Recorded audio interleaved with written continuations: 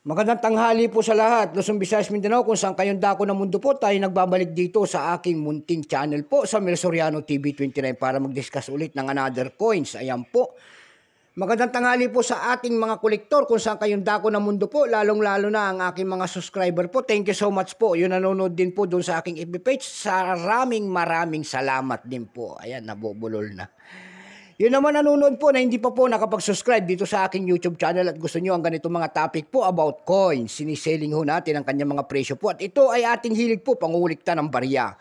Ayan, makikisuyo sana sa inyo para lumawig pa ang ating YouTube channel. Ayan po, baka pwede po makisuyo po. Pakipindot naman po sana ang ating notification bell, subscribe and like para ma-update po kayo sa mga latest ko pang gagawin mga video po. Ang pag-uusapan po natin ngayon ay pera po ng Thailand. Ayan, ang ating Thailand. 5 baht, year 2016. Ayan.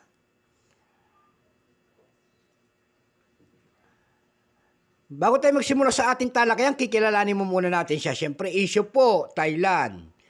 Period, King Bhumibol Adulyadej Rama. 1946 and then hanggang 2016, sorry po.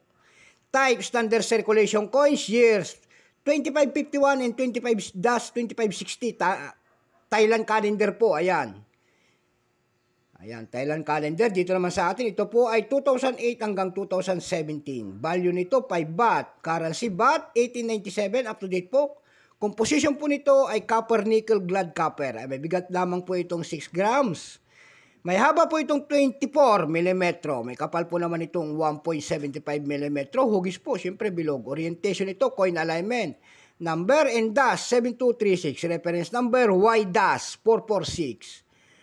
Ayan, ito pong year 2016 na ginawa ng Thailand, ito po ay 15%. Ayan, kung ilang piraso naman ginawa sa barya ng Thailand na ito po ay 201,800,000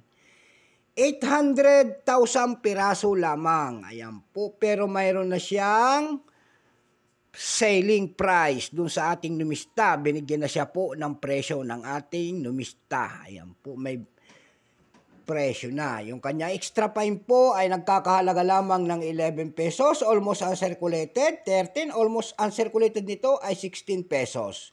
Dako naman tayo sa kanyang selling price sa mga platform natin at ito naman ay ating tinatalakay kung talaga magkano na ang kanyang halaga.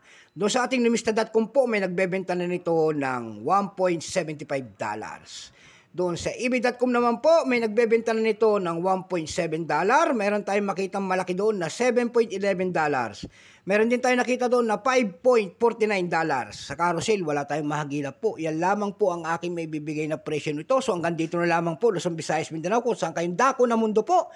Thank you so much po and God bless.